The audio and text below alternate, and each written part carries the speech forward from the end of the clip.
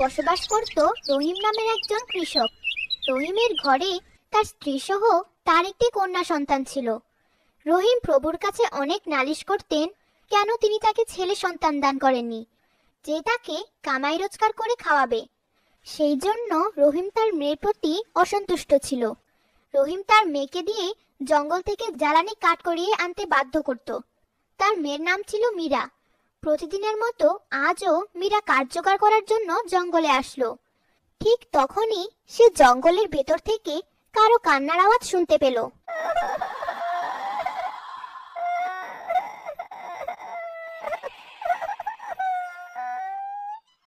হয়তো কেউ জঙ্গলের মধ্যে আটকে গেছে, আমাকে তাড়াতাড়ি ওই ব্যক্তিকে খুঁজে সাহায্য করতে হবে। মীরা তাড়াতাড়ি কান্নার আওয়াজকে অনুসরণ করে ওই মানুষটির দিকে এগিয়ে যেতে লাগলো। মানুষটিকে খুঁজে পাওয়ার সাথে সাথে সে চমকে উঠল, কারণ যে কান্না করছিল সে কোনো মানুষ ছিল না, সে ছিল একজন পরী। শোনো, দয়া করে সাহায্য করো আমাকে। কে তুমি? তোমার এই অবস্থা কে করেছে? আমি পরীদের রানী, পৃথিবীতে ঘুরতে এসেছিলাম। কিছু দুষ্ট মানুষ আমার উপরে হামলা করে দিয়েছিল, তাদের কাছ থেকে খুব কষ্টে বেঁচে এসেছি। কিন্তু আমার এই পাখাটি ভেঙে গিয়েছে, যার কারণে এখন আমি উড়তে পারছি না। আমি তোমার ভাঙা পাখাটিকে ঠিক করে দিতে পারবো। তুমি কি সত্যি আমার পাখাটিকে ঠিক করে দিতে পারবে? মীরা কিছু চিকন কাঠ এবং সুতো দিয়ে পরীর পাখাটিকে ঠিক করে দিল। ধন্যবাদ মীরা, তুমি আমার উপকার করেছো, তাই আমি তোমাকে আশীর্বাদ করলাম। পূর্ণিমার রাতে তুমি যে জিনিসটা হাত দিয়ে স্পর্শ করবে সেটাই স্বর্ণে পরিণত হবে। হ্যাঁ পরীর রানী, আপনাকে অশেষ ধন্যবাদ। তবে একটি কথা মনে রাখবে, পূর্ণিমার রাতে তুমি যদি ভুলে কোনো মানুষকে স্পর্শ করে ফেলো, তাহলে সেই মানুষটি পরবর্তী পূর্ণিমা পর্যন্ত স্বর্ণের পুতুলের আকার ধারণ করে থাকবে। এই বলে পরী সেখান থেকে চলে গেল এবং মীরাও তার বাসায় চলে আসলো। বাসায় আসার পর সে তার বাবা মাকে সবকিছু খুলে বলল। মীরার বাবা মীরার কথা বিশ্বাস করতে চাইছিল না। তোমার এসব কথার কোনো মূল্য আমার কাছে নেই। বাসায় বসে বসে পরীদের গল্প শুনে তোমার মাথায় এসব কাল্পনিক কাহিনী জন্মেছে। না বাবা, আমি সত্যি কথা বলছি। ঠিক আছে, আজ থেকে 1 সপ্তাহ পর পূর্ণিমা, তখন তোমার মিথ্যা আমার কাছে ঠিকই ধরা পড়বে। কিন্তু মীরার মা মীরার কথাই বিশ্বাস করেছিল। সময়ের স্রোত চলতে লাগলো এবং দেখতে দেখতেই পূর্ণিমার রাত চলে আসলো। মা, আমার খুব ভয় করছে। আমার সামনে থেকে দূরে থাকো। যদি তোমাকে আমি ছুঁয়ে ফেলি তাহলে তুমি পরবর্তী পূর্ণিমা পর্যন্ত স্বর্ণের পুতুল হয়ে থাকবে। মীরা, তুমি বলেছিলে আজ রাতে তুমি যা স্পর্শ করবে সেটা স্বর্ণ হয়ে যাবে। জি বাবা। তাহলে না, ওই পাত্রটি তোমার হাত দিয়ে স্পর্শ করো, আমিও দেখি কিভাবে এই মাটির পাত্রটি স্বর্ণে পরিণত হয়। মীরা পাত্রটি হাতে নিল। আর কি আশ্চর্য, মীরা ওই পাত্রটি ছোঁয়ার সাথে সাথেই সেটি স্বর্ণে পরিণত হলো। মীরার বাবা আশ্চর্য হয়ে গেল। পরের দিন সকালে মীরার বাবা স্বর্ণের পাত্রটি নিয়ে বাজারে বিক্রি করতে যাচ্ছিল। তখন পথে প্রতিবেশী সালমা বেগমের সাথে রহিমের দেখা হয়। এই যে মীরার বাবা, কোথায় যাচ্ছেন? হাতের পিতলের পাত্রটি তো দেখছি খুবই চকচক করছে। আরে সালমা ভাবি, এটা পিতল না, এটা স্বর্ণ। বাবা গো, এতগুলো স্বর্ণ! আপনি কি লটারি পেয়েছেন নাকি? হ্যাঁ, তা পেয়েছি বলতে পারেন। এই বলে রহিম চলে গেল। কিন্তু সালমা বেগমের তার কথায় বিশ্বাস হলো না। সালমা বেগম ছিল খুবই লোভী একজন মানুষ। তার স্বামী গত হয়েছে। সে তার একমাত্র ছেলে জিদুকে নিয়ে বসবাস করত।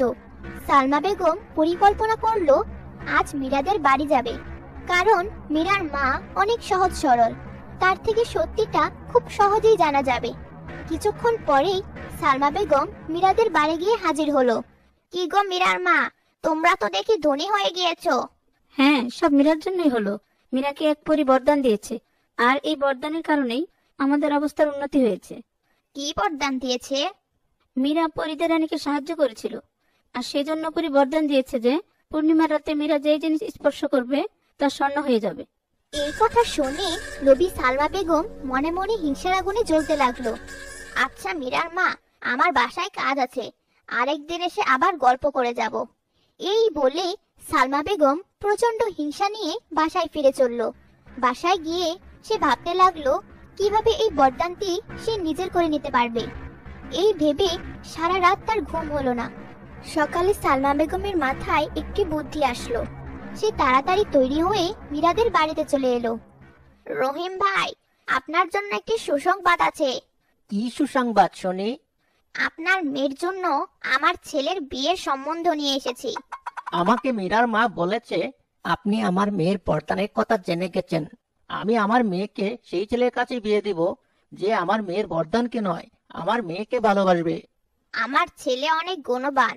আপনার মেয়ের যেমন বরদান রয়েছে, আমার ছেলের তেমনি সরকারি চাকরি নামের বরদান রয়েছে। আমার ছেলের মাসিক বেতন 50,000 টাকা। আচ্ছা আচ্ছা, আমাকে একটু সময় দিন, আমি আরেকটু ভেবে আপনাকে আমার মতামত জানাবো। সালমা বেগম বাড়ি ফিরে চলল আর ভাবতে লাগলো মীরার মা বাবা বিয়ের জন্য হ্যাঁ বলবে কিনা।